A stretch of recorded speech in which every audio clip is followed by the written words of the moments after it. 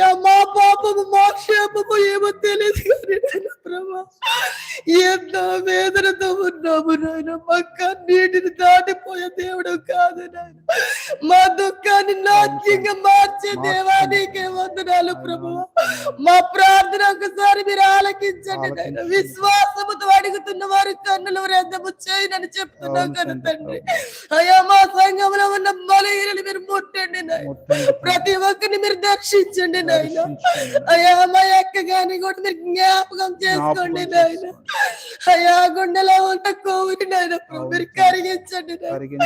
డాక్టర్లకైతే సాధ్యము కానీ నీకైతే సమస్యము సాధ్యము కదా తండ్రి.